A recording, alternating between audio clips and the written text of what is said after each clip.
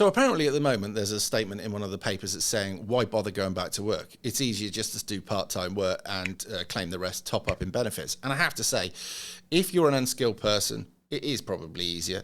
And why should you go and work your guts out when you're only going to make a few quid more? Where is the incentive? I've got to be honest. I resent paying taxes. Everybody has to. I just had to go to my accountant and get them to go through the year and work out what I owe and all the rest of it.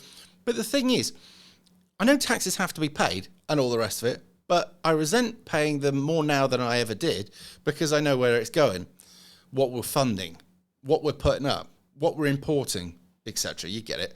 And some of these other great schemes that they're pushing forward to degenerate and morally bankrupt our children and stuff like that. But we'll leave that aside.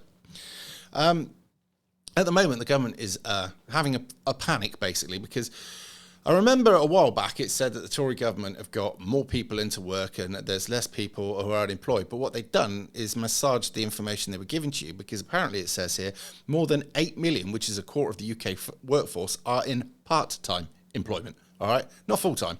But they didn't mention that the first time round because they were trying to make themselves to be great, but now they're having a flat. And they're trying to work out how it is they're going to get people who are coming up to retirement to carry on working. But apparently they'll make it worth their while. And how are they getting people who have decided to give up working back into work? And they want to make it more affordable for people to work than actually to stay on benefits. Because I remember years ago I was in a low-paid job. I was driving a 7.5 tonner delivering white goods, earned about £300 a week, and I was doing 12 hours, 13 hours a day for it. You know, it was one of them. Not a great job, but it was work. And I went into a place, and there was this black guy and a white woman in a council estate in Bristol. And he was an arrogant prick. And he went up to me and goes, how much do you earn? Now, I should have just said, fuck off. But I told him. He said I wouldn't get out of bed for that. Well, that's clear you don't. But while I'm paying my tax, you've got your flat paid for, you've got your missus paid for, you've got your kids paid for. You seem to be doing all right for fags. You've got 2 or 3 flat screen TVs because I've just delivered a brand new one. Numerous other things that you have that I don't have because I'm a worker and a taxpayer. How can you be better off than me and not work? And you see this so much. And as a worker, I mean, I'm agency, right? But if I was full-time, it wouldn't be so much of a problem. But at the moment, there's not so much full-time work out there for lorry drivers. It's just one of those. It's starting to warm up, but it is what it is. So the point I'm trying to make here is the incentive for somebody to go out and graft their arse off and then have a huge amount of that taken away in tax to give to ungrateful bastards who have no interest in working, there isn't. And it's demoralising. And when you think as all these different projects that the tax goes on now to degenerate our kids and warp their heads and turn them into whatever it is they want to turn them into, whilst importing people that despise us en masse, which is going to cause huge problems, and our tax helps fund this, you have to say as a worker, we've never been more demoralised than we are now. So how they'll encourage people back to work, I have no idea. But it is what it is. And you know that these people at the top, right, all of these government ministers that are fiddling their expenses, fraudulently doing this, not paying taxes because they send a huge amount of the money that they earn or has to go offshore so they don't pay their taxes. And you think to yourself, we're the idiots at the bottom. Why should I do anything for this country? And then that goes against everything you feel because you love your country. So you're kind of stuck with one of those things. You want to do the right thing because you love your country and all the rest of it. But when you've got these people at the top, which are laughing at us, which are coming up with more and more ways to make it more difficult for us to keep any of our money. And you think about this, right? Say, for instance, going forward, the future, you've got these 15-minute areas, right? Now, me personally, lorry driver, I have to work either, I think it's 25 miles in that direction or it's about 30 miles in that direction. There is nothing here. How will that affect me travelling? And the fuel costs loads, right? There isn't a bus to where I would go anyway, so I have to drive a car. I couldn't use public transport. And the railway, oh yeah, we used to have a railway, but in 1963 they got rid of that under the Beechings cut, so there is no rail here. And the bus services, as I say, there isn't one anyway, but the bus services locally anyway have been cut down because of reasons. I don't know. So I have to drive to work, which takes rather a large chunk out of what I earn anyway that's after I've paid my tax. So what is it now? £1.70 a litre. So if you imagine 25 miles there, 25 miles back, 5 days a week, that's a fair bit of money, all right, that you have to outlay. But when you take out all of this, then all of the time, right, it's one of those where you think, I can understand why a lot of people would just say, fuck it, I'm not bothering anymore. I get it. It's not for me. And also I need to be out of the house as well. Say, for instance, I was doing this full time, right? I would have to go out to demonstrations. I'd have to go out and go and interview people somewhere. I'd have to get out of the place because staying in is not good for your morale. It's not good for your mind. You have to get out. But yeah, I understand. And this is only going to get worse. And for the people who are in the lowest paid jobs, the people who are not skilled, you know, the people that, is it blue collar workers that come, right?